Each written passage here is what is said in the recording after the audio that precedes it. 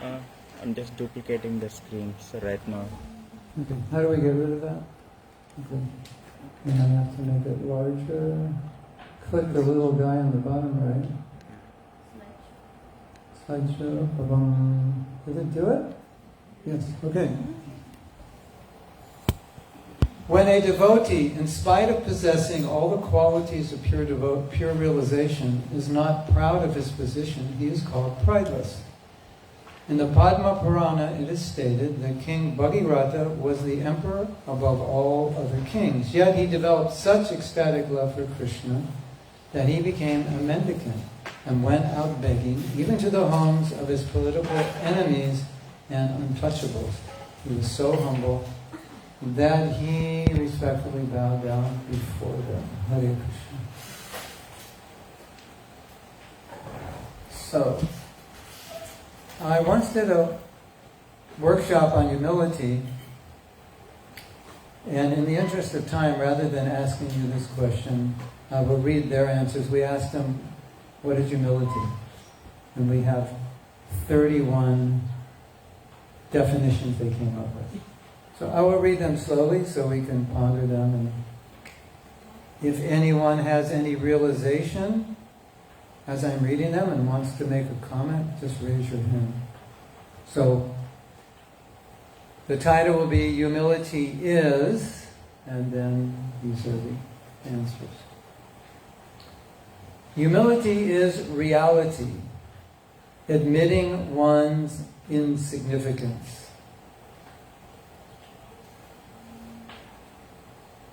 I think that was Burijan Prabhu's definition. Humility is reality. And when he is asked, how do we become humble, one of the how-to questions, he said, just live. Life will make you humble. Just get old enough, you know. Your body will make you humble.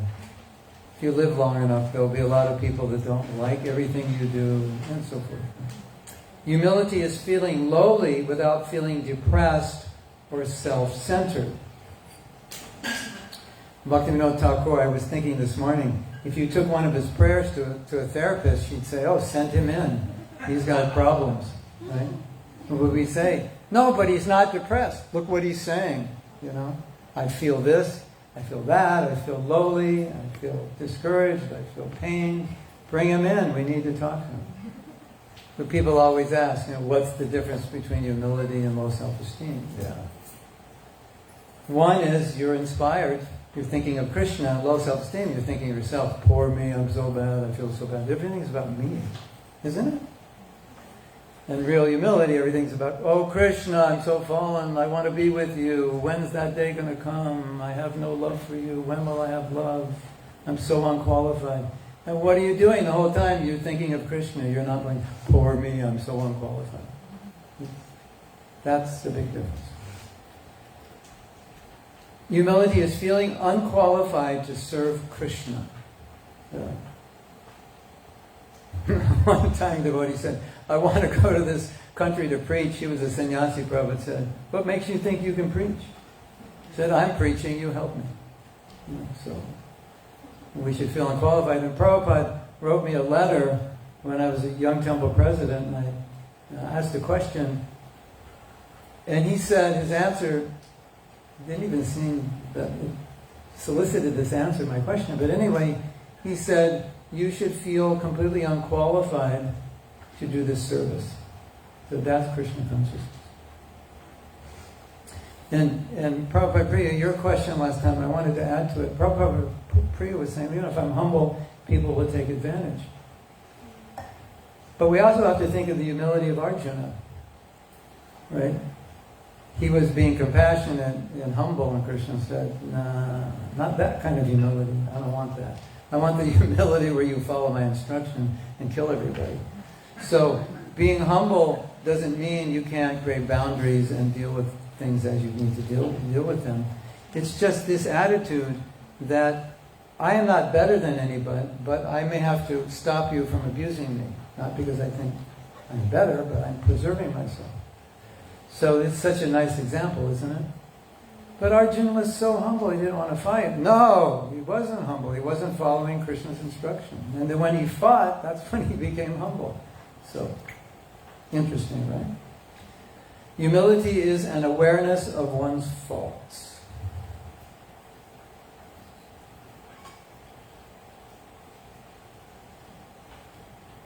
Humility is admitting one's mistakes.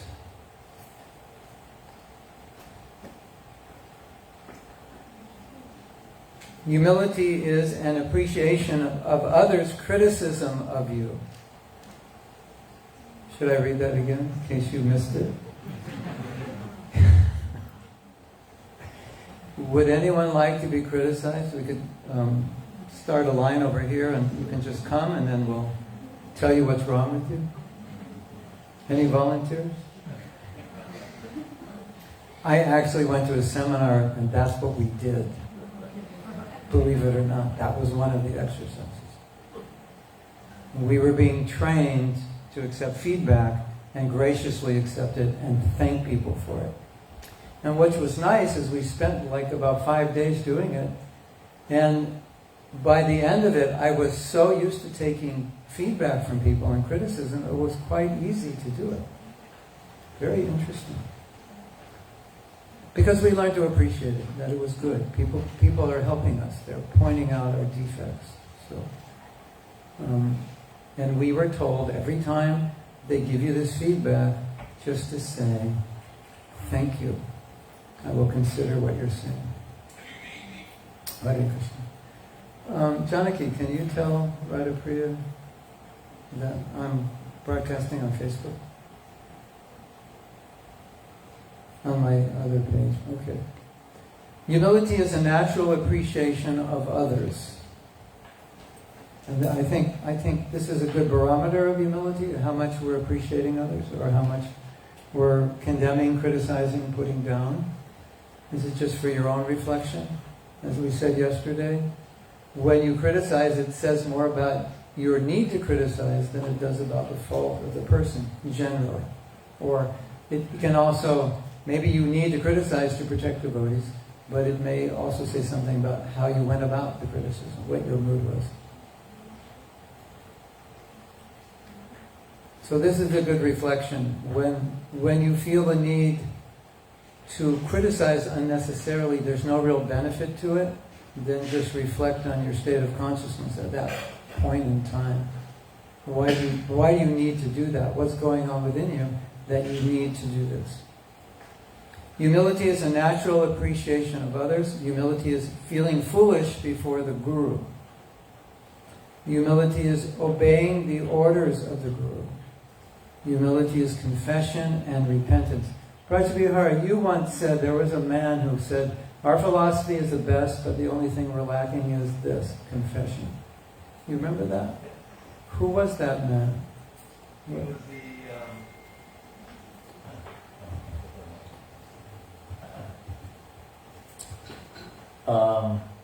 he was the head of a faith-based university in America, a Christian university. And he studied us. He studied us, and yeah. And he specifically appreciated Varnashrama. That and specifically the role of the sannyasi, because he said in many other faiths the renunciates go out of society and they don't really help society. The sannyasis stay within society and give guidance, and that little reminder about the goal of life to all the other people in society. And what did he say about confession? He was just making the point that you guys don't seem to do that very well. I'm trying to remember what he said exactly, but just something to the effect about how healthy he is. He knew about the elephant example, And Paparaj. Chitta and the Upadek Shamhita, so he understood that point that sometimes you can say confession and think you can go and do anything afterwards. But the point of being able to talk to each other and be able to reveal one's mind, what was sometimes missing in devotional. Which, of course, is part of our philosophy. So basically he's saying, I'm not seeing you do that enough. Right. Although he didn't say he didn't know whether it was part of our philosophy or not. Or No, he was pretty stubborn, So he just felt we weren't practicing it. Yeah. Oh, okay. This was, some years ago, but just said that we didn't have people to talk to when we were in challenging times. Yeah. Yeah. Excellent point. Karuna Care, ISKCONKarunaCare.org, if you need to talk to somebody. Hare Krishna. Okay, I have 2 more pages. And this is all from the students in the course. Humility is being straightforward and non-duplicitous. Humility is self-honesty. Again, if anyone wants to make any comments on anything, just raise your hand. I know I'm going fast, but you can interrupt me if you like. Humility is the ability to work cooperatively. Humility is dependence on Guru and Krishna. Humility is tolerance. Humility is surrender. Humility is compassion. Humility is the ornament of prema, Harinam Chintamani, from Harinam Chintamani. Humility is non-different from prema, Brihat Bhagavatamrita. Humility is not to desire honor from others. As Prabhupada writes in the Gita, not to desire the satisfaction of being honored by others. We have a problem. We like to be honored, and we also like to be humble. You have that problem? This is something, when we're practicing spiritual life, we're full of paradoxes, and we have to learn how to work with both sides in a healthy way. That's for another day, but I just wanted to throw that out. Maybe on the topic of self-acceptance, we can talk a little more about that. Humility means accepting the truth. And one more page. Humility is acknowledging you are wrong. Humility is accepting parampara, or accepting instructions of higher authorities. Humility is seeing that others are better than you. Humility is thinking oneself as a tiny servant. Humility is not thinking we are the doer. Humility is appreciating and honoring others. Humility is knowing the good in us is due to Krishna's mercy. Humility is feeling that I can improve. Humility is confession and repentance. Didn't we just read that? Anyway. Humility is being straightforward and non-duplicitous. Didn't we read that? All right, anyway. Krishna wanted us to hear those 2 again, I guess. Okay. So any comments or questions on this? Any of these? Yes?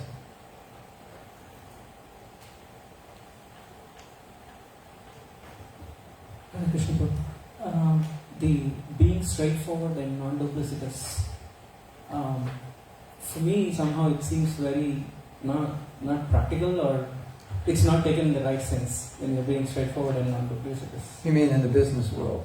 Not in the business world, in the devotee world. Oh. Uh-oh. Can of worms has been opened. Why? What's your fear? Just experiences that... That it won't be confidential, or you'll be judged? Yes, both. Okay. All right. Well, it's time for a math class. When someone tells you, please don't tell anybody, and you say, I won't tell anybody, that means 0 people. We do bad math, and it usually means 1 person. To tell nobody means I can tell my wife or my best friend, right? So now let's do another mathematical equation. If everybody thinks to tell nobody is to tell 1 person, do the math. And it becomes viral in a few hours, right? Is that what your experience is? Yeah. So I would just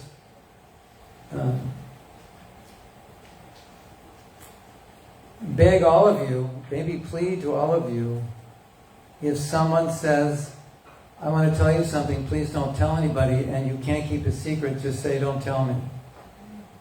And if you say, I will keep it secret, it means 0. So that's important. Gopal. Unless they did something illegal and you have to. If it's something illegal, seriously illegal, you're obliged to do that for the welfare of everyone. Yes?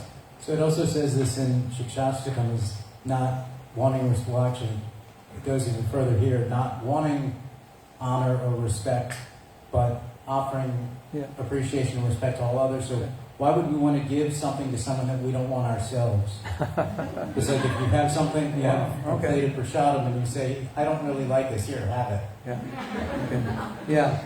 I'll answer that question in a minute, because I wanted to get to the second part. But the typical ISKCON thing, I don't want to praise anybody because it's going to be bad for them, right? Prabhu, that was a great class, but, don't get proud and, I'm not going to say anything else. And Mahaprabhu told Sanatan to glorify the devotee is the perfection of the tongue. So I guess I just answered your question. That's what we're supposed to do, glorify devotees. That's a manifestation of our humility. The more you find yourself appreciating devotees, that's a good sign. That means you're seeing the good in them. And you're being purified by it. And devotees, they don't generally like that. It's embarrassing. But if I praise you and you go, no, actually it wasn't really a good class. I just borrowed it from somebody and I was just repeating and I had an earphone in my ear and you didn't see it. Actually, I'm just stupid and, that's like I just gave you a present and you gave it back to me. So when a devotee appreciates you, take it as a present and accept it. And it's what we're supposed to do as Vaishnavas. And it is a sign of humility. Because you are seeing the good, that's why you do it. You can do it artificially. You can do it as a practice. It's also good.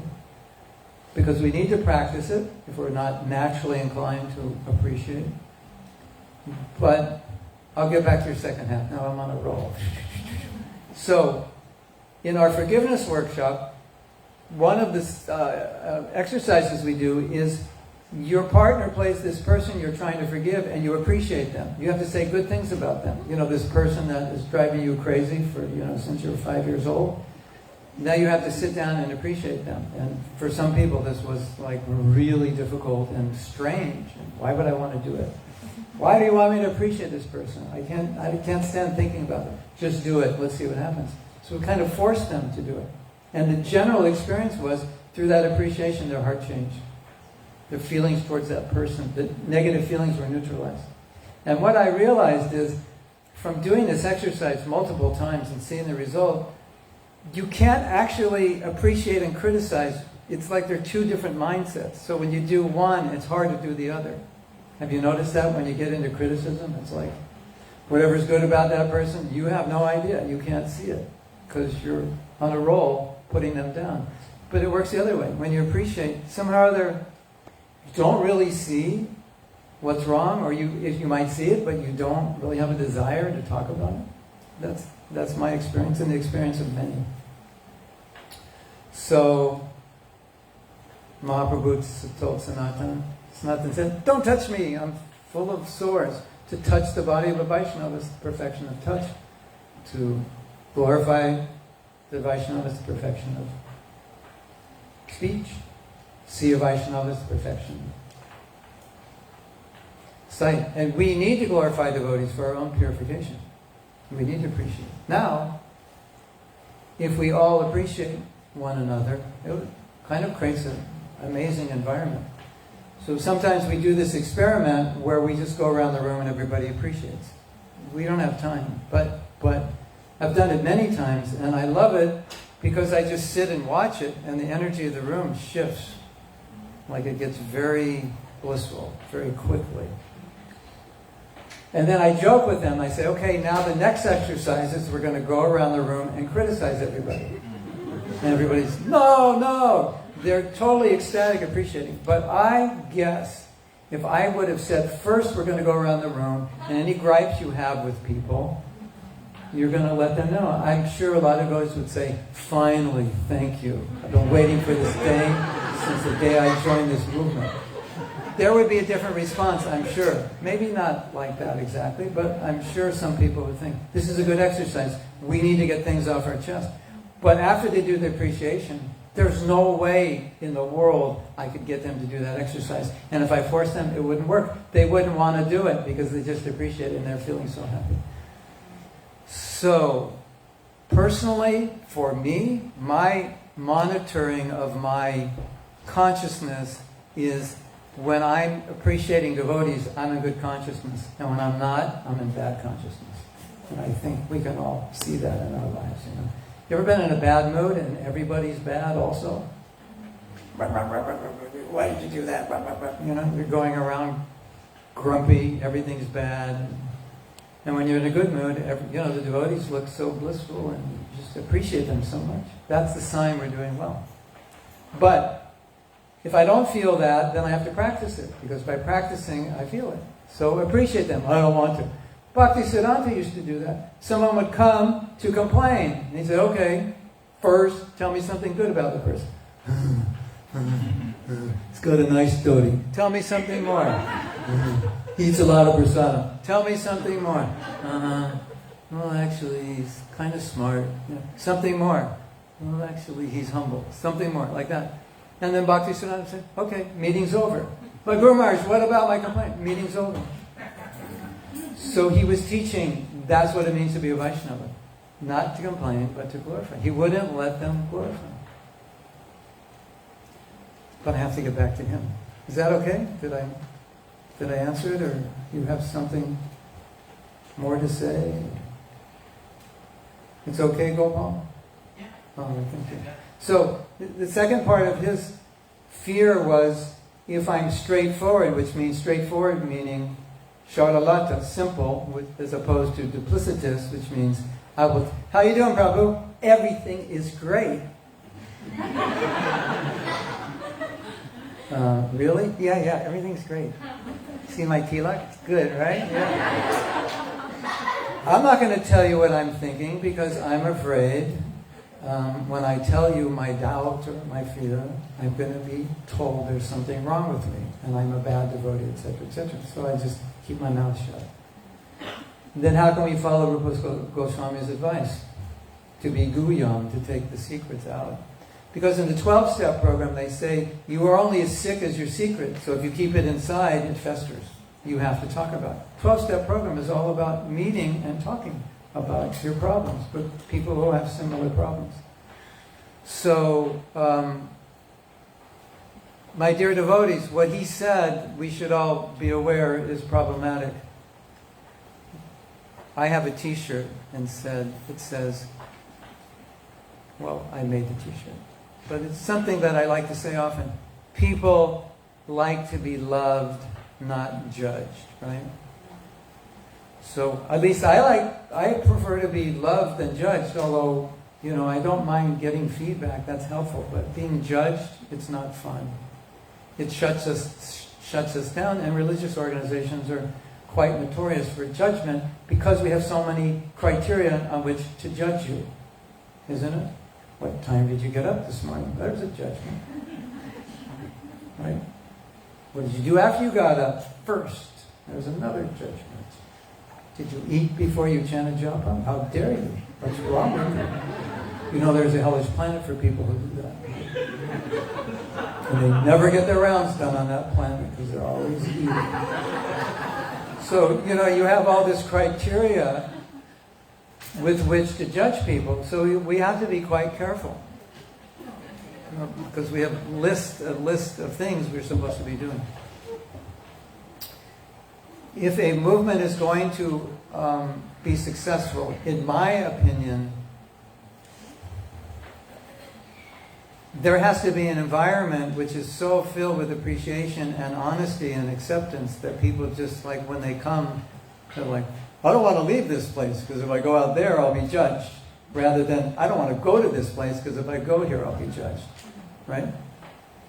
When I was first becoming a devotee, this was 1969, I had a friend who would go to the temple with me. And you know what he said? I'm afraid to go to the temple too much. I said, why? He says, because if I do, I will join. That was the atmosphere. I had a friend, I brought him to one program. I called him the next morning and I said, you want to go back? He said, no way, I'm going back. I said, why? If I go back there, I will never leave. That was the mood. And it was so unfortunate because I went the next morning and little did I know, Prabhupada came, we went to the airport, we got to meet him. He would have gotten to meet him. But that was the mood. They felt so cared for and so appreciated and honored and taken care of. We do an exercise and we ask devotees, how do you want people to feel when they come to the temple? We make a list. Then we make the next list. How do you think they do feel when they come to the temple? And then you compare. And then you tweak. And one of the items is we want people to feel accepted. So when they come to the temple, how did you feel? I felt accepted. I felt loved. I didn't feel judged. I could open up and people would listen without judgment. So that's, I think Krishna planted you here today to make that comment for all of us to hear. How you felt.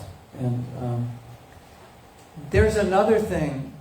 In the world of psychology, they say that people are reluctant to reveal their inner problems because they're afraid people won't like them.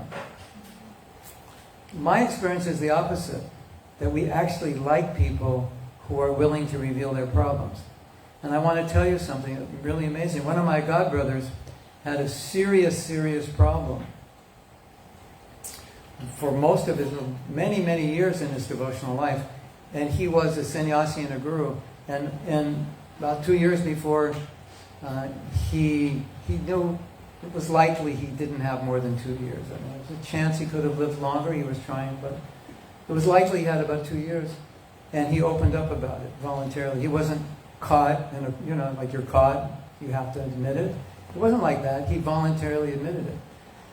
So then the first thing I did was I went to the site of the Ritviks, because the Ritviks always criticize everybody, because that was kind of like, let's test the rice to see what people are going to say. So let's go to the Ritviks, let's see what they said. Do you know what they said? I'll tell you next year. No. They said something really amazing. They said, well, at least he was honest. Actually, I think it was the only time a Ritvik ever appreciated a devotee. Isn't it? Urmila, isn't it? This could be the first time. Urmila and I were featured in one of their magazines together. Yeah. I never read the article, but Urmila, she read it and she laughed through it. But I wasn't brave enough to read it. Anyway, so they praised him for being honest. People appreciate honesty. They appreciate vulnerability. That's how you become close with people, because you're vulnerable. So if we're too judgmental, then we close the door to vulnerability. And that means we close the door to growth individually and closeness that can grow from vulnerability. Right? Sometimes you want to get married really bad and you're like, you pretend to be perfect, and then you finally get married and they find out what you're like. And it's like, why didn't you tell me? It's not fair, is it? This happened to one devotee. He was very mentally unstable and violent. And the parents never told them, and he never told them, because they wanted to get him married. And if she knew, she wouldn't have married him. Anyway, thank you for that. Hare Krishna. Someone else had something? Yes. Yamuna Jiva, Keli Parayana, Manasa Chandra Chukora. Yes. So, it's a very nice list of definitions of humility. And as you were going through the list, I was thinking about, the number of people in the secular world who might exhibit some of these qualities, right? Yet there is a very consistent thread of some of these pieces which are centered specifically around one's relationship with Krishna. Yes, yes. And how would you define that? The difference? Basically my question is the qualitative difference between humility based on... Yeah. Okay, we'll ask you a question. Can an atheist be humble? From the spiritual point of view, he can't be, because humility means submission to God. From the material point of view, he could let you in line first. He can admit his faults. Doesn't have to believe in God to do that. So, at least in my mind, I categorize it as when we say the materialist doesn't have any good qualities, there definitely doesn't have the quality of submission to God. At least the atheist doesn't. But they will exhibit, like you said yesterday, or someone said, self-discipline and other good qualities. And but I was thinking when that question was asked yesterday, where sometimes we see more self-discipline in non-devotees. But what's their motive for self-discipline? To get ahead, to make more money, to become successful. So yeah, he's more self-disciplined, but it's not the self-discipline we want, not coming from that Rajagun. So you can have Rajagun. A lot of people have told me in the corporate world there's a lot of very humble workers, because if they're not, they're going to get fired. So, yes, sir, whatever you say, I will do it. Wow, you're so humble. Not really. But anyway, my understanding is that humility ultimately means I'm submissive to God, and that's why Arjuna could kill and be humble, because he's submitting to Krishna. So it has to have that component. That's the ultimate humility. Humble towards who? Towards the Supreme. So how can you really be humble if you don't believe in God? You can be materially humble, like all the nice people we see, and we wonder, how is it they don't have any good qualities? Well, they're within the modes of nature, so that's not defined as a good quality from our standard, because it's manarata. It's ultimately a good quality which is being utilized to get them ahead materially. That's what manarata means. It's like sensual. At least that's my understanding. If anyone else wants to add to that understanding, they can. Yes? Is that okay? Is that? Yes, and for me personally, I especially resonate very strongly with those definitions more than the other ones, because I see others in the world exhibiting those. Those ones actually really touch my heart. The thing about devotees is when they're giving these definitions, they're all contextual to bhakti, because that's what they're doing, so they're thinking of it in that context. But it's like Rajabihari once told me. He said that there was a lecture and Prabhupada said, no, we can't say the materialists don't have good qualities, but they're just a bunch of zeros. So what's a good bunch of zeros? So you have all these good qualities and there's no Krishna. So it's kind of like, I have $1 million. The problem is the bank won't take it. Something wrong with them. How can I get the bank to take it? Put the one in front, the Krishna. So I think that's a good to know, because that's confusing. They have no good qualities, and you see good qualities, but there's no Krishna in there. So then it's considered from an absolute point. What's the point? You have a great car. What do you use it for? I use it to rob banks, and it's better than my 1973 Toyota, whatever they made in those days. my Toyota Putt-Putt. But my Toyota Putt-Putt's better than your, fantastic SUV Cadillac robbery car, because I go on the book distribution method. So it's better than your car. But objectively, it's not better. Your car's better, but it's not better. Kind of like that. Okay. Yes? There are few online questions. Few online questions. Well, I don't know. Do we take online questions over people who are present questions? Does anyone else here have a question? What do we do? Okay, you decide, because that way I won't get blamed for anything. I'm so used to being blamed, I have to guard myself. So you decide. You can ask a question from online, or you can give the mic to somebody else. We'll ask you a couple of online. Okay, a couple of online questions. If you don't like it, you know who to talk to. That statement from Prabhupada was, what is the use of your good qualities? Mm-hmm. Knowledge of good qualities. Yeah. What is the use of your good qualities? And like so many zeros, did he say that? Or that Well, was... Yeah. That was Rajabihari's point. It's not that they don't have good qualities, but what's the use of your Cadillac SUV? You're just going to rob banks with it. Yeah. So because that's such a difficult statement to make sense of it. They don't have any good qualities. But what's the use of them? What do you use them for? Manarata. Manaratena. Mind is accepting and rejecting. You use it to reject what you don't like and accept what you like. And so it's just about you.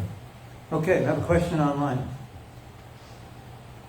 This question is from Shubhra Devidasi. How does one develop taste and tolerance for hearing one's criticism from others when one's own self-critique is very active for most part of the time? Oh, kind of a classic question. And there's more to it? Yeah. Let me get to that part first. All right, read the rest. Maybe it's all part of one question. What should be one's consciousness while hearing criticism? Oh. She's asking, how do I deal with criticism when I'm already criticizing myself? Is that it? That's the question. I'm used to putting myself down. Now other people are... that's extremely difficult. So I would say the first thing is you have to learn to stop criticizing yourself, because if you don't, your natural tendency when you hear criticism will just be block it. Because it's so painful for you to hear it, because you already feel bad about yourself. So it's just, do you ever get a black and blue mark? You bumped into something, right? And then, you've got it on your shoulder, and you see it like, Prabhu, so nice to see. Ah! You're like, what did I do? Have you ever said something to somebody like that? Or just looked at them in the wrong way and they reacted that way? So how can you take criticism if you have that problem? That first, I would say, that should be addressed. You have to be more self-compassionate, self-loving, self-accepting. And we're going to talk about that tomorrow, I think. Or later today. And how do you do that? You're the one who has to acknowledge, as we said yesterday, you acknowledge, you did something well. It's okay. You don't have to become proud to acknowledge that you're okay. Then you're in a position where you can take feedback, because now you're not dependent on other people's praise. If I'm dependent on other people's praise to build my self-esteem, I definitely can't hear criticism. It's too painful, because I'm already so low and I'm destroying myself, and it's like poison for me. So that would be my answer, but that's where I would start first. Srila Bhaktisiddhanta Saraswati Thakur said, if somebody criticizes me, I should take it that Krishna is trying to make me humble. That's one way to take it. But to take it in a positive way is that I need to improve myself. So if somebody is coming with some feedback how I can improve, I should be happy. The false ego is not happy, but the real ego is happy. So we should be, if you're kind enough to tell me how I can improve myself, and I put that into practice, that's so valuable for me. So that is something to meditate on. The value of feedback. And of course, those who give feedback will need to learn how to give it with the right mood, so a person really feels that they care. And for her also, I would say, and maybe for all of us, it's not always easy to take feedback from just anybody. But the people we have relationships with, and the people who we know are our well-wishers, it's much easier to take feedback from them. Because we know they're not trying to unnecessarily put us down. You know, some people will criticize you no matter what you do. Have you met any of those people? You go right, why didn't you go left? And you go left, why didn't you go right? You know, the story of the grandfather and the son and the donkey. In every village they come in a different way, riding the donkey, then the son's on the donkey, grandson's on the donkey, then the grandfather's on the donkey, then they get criticized, each one, then they're both, okay, we won't ride the donkey, then they get criticized. You idiots, why are you walking with the donkey? You should be riding, then they both ride the donkey, then why are you both riding the donkey? It's so much weight. You know, it's like, oh, carry the donkey on the shoulders.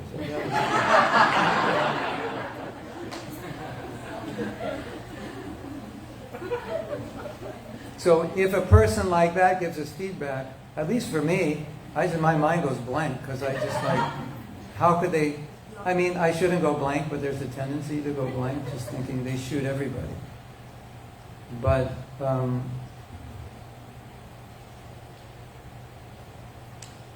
the reality is, as those who have disciples know, or those who are leaders know, and I will quote Niranjan Swami, he said, the greatest anxiety in being a guru is you know what a person needs, but you know you can't tell them because they won't be able to hear it.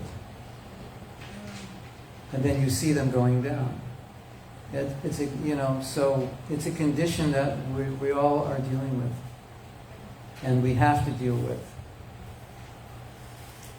And if you have this problem, it could be related to some insecurity and some need to show people that you're smart or capable. But I have found amongst devotees who are more advanced, they're not trying to hide anything. In fact, they're trying to kind of expose that they're following. That's kind of their nature. They're not trying to hide it. So I would also look into that as my practice of humility. But it gets really messed up if you have low self-esteem, because it's hard to be humble, because you're looking at your faults, and that's all you do all the time. Okay, one more. Next question is from Narayan Jagannath Prabhu. He wanted to know more about how humility is compassion. How humility is compassion. How humility is compassion. Did I say that? Oh, that was a student. We'll have to ask that student what they meant. I could speculate on what they... But I can tell you something about humility and compassion that Bhaktivinoda Thakur said in Jaiva Dharma. He said the component parts of bhakti are humility and compassion. And this will answer the question because he explains it. So he said, compassion means I don't want to see other people suffer. And humility means I don't want to see anybody to suffer on my account. Like, I'm not worth it. Like, I hurt you, and you're thinking, but I'm not worth it. I'm not that important that I want to get back at him so that he suffers because of me. That's my humility. Nice, right? And then he said, when you have both components, what manifests between those is forgiveness. Because I am not worth it that you should suffer on my account. Therefore, I want to forgive you. I don't want to retaliate. So I guess that did answer the question. Did it answer the question? Yes. Beautiful quote, right? And I have a funny story. It's actually sad, funny, and you know those stories that are funny, that are completely depressing? This is one of them. So, I was working with someone, we were doing kirtans at their place, and he does hypnotherapy. And when he met us, he said, I have a question for you. I was working with one of your devotees, and I said they need forgiveness. Does your philosophy teach forgiveness? And the person said, no, it doesn't. And Bhaktivinoda Thakur is saying compassion, humility, and forgiveness are like the 3 ingredients of the kitri of bhakti. And he's saying, no, we don't practice it. It's very interesting that there are things in our Shastra that we don't practice, that we don't even think are there. I was once in Vrindavan in the late 90s, and I saw a sannyasi walk into the temple. And he looked very humble. He had this mood where, please nobody, acknowledge that I exist. I just want to take darshan. You could see that mood with every move he made on his countenance, his gait. He was effulgent with that mood. And it struck me deeply. And I was thinking to myself, wow, this is humility. It really hit me on a very deep level. And I was thinking, why didn't Prabhupada talk about humility more?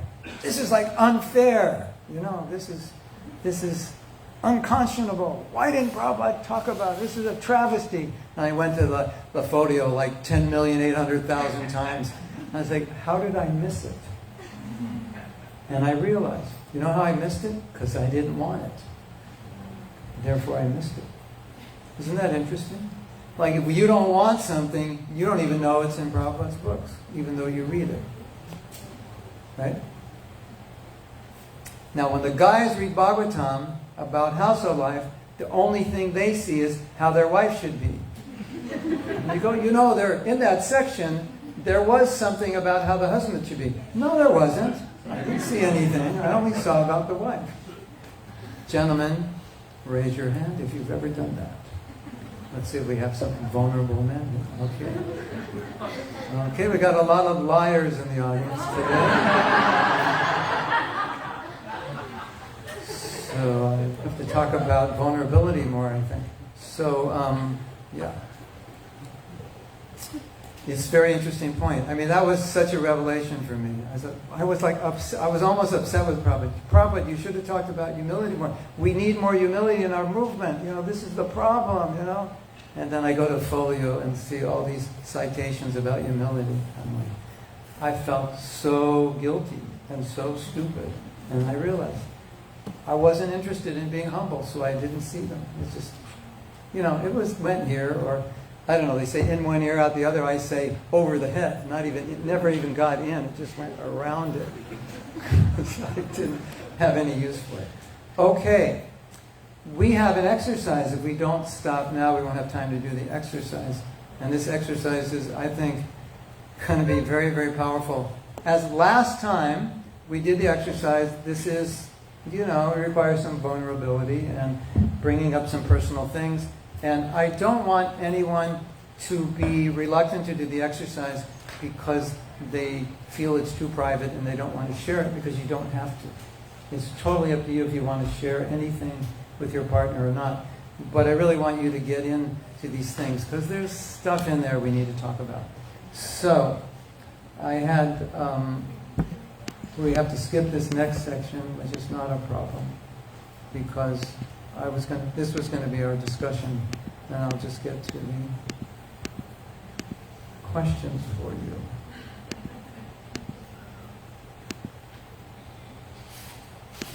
Here they are. I'll just read them. Could someone lock the doors first? After I read these questions, we have had people leave after they heard these questions. These are hard questions to answer. And I particularly make them that way because I think they're very important to answer, and they can help us a lot individually and as a group. What are you afraid to admit about yourself? In what ways is your behavior inconsistent with who you claim to be? And the second part is just another way of phrasing that. In what ways do you think you are a better person than you actually are? Braj Bihari, can you see what's on here? Yeah, okay. Good. In what ways do you think you are more Krishna conscious than you actually are? So that's similar to 2, maybe the same answer. 4, what do you want people to believe about you, and why do you need them to believe this about you?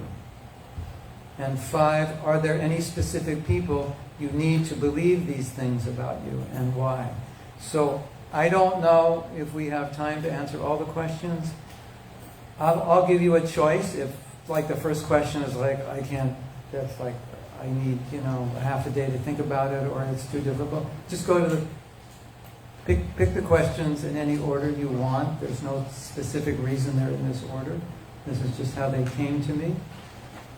And be thoroughly honest. This is just for you. It's for your own exploration. It does not have to be shared. If you would like to share it with your partner when you finish and discuss it, of course, go ahead and do that. And as always, have fun. And there's a tissue box around if you need it. About the first question, is it something that you don't want to admit about yourself to yourself? To yourself, yeah. What are you afraid to admit about yourself? To yourself, I'll add that. No, you can. You will just realize that this thing you can't admit, you right now will confront it. It's like you've resisted admitting it, and so this is like, okay, what is that thing? And you hopefully will discover it today. It could be the first day that you discover it. And another way of asking the question is, what do you resist acknowledging about yourself? What have you? Like, that little trickle that may come up that maybe I'm like this, and you shut it down. No, it couldn't possibly be like that. I could never be that way. I can't say that all of us will actually come up with it. Maybe we won't. Maybe it's not. But I just wanted to ask it and see where it goes. And you can take it any way you like.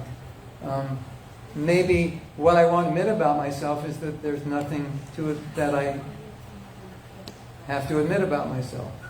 Or I can't admit, it just could be as simple as that. I can't see anything that I'm hiding from myself.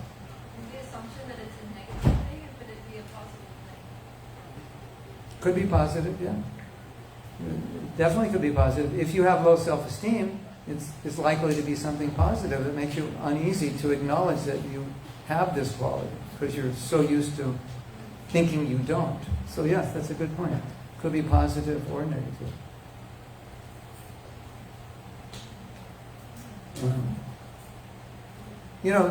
Urmila, I was thinking when I wrote this question, I was thinking acknowledging I'm not as good at something as I think I am. I think I'm good at it, but I never get feedback from other people that acknowledge that it's that good. Something like that. Maybe I'm not actually that good at it. Maybe I have a higher estimation of my capability in some area, or my insight, or my intelligence, or something. Or maybe I'm not as nice a person as I think I am. I'm not as kind or compassionate as I am. That's what I was kind of exploring. It just seems that if I know that, then I already know that. It does seem that way, but by asking the question, it may now reveal something you didn't know. That was my intention, and we'll see what happens. If it happens, that'll be good. If it doesn't, go on to the next question. Okay, have fun. We'll see you in a little while. Hare Krishna. And all of you in Facebook land, you can do it, and I'm going to end your class because you will just be looking at me. And I'm not going to say anything. Hare Krishna.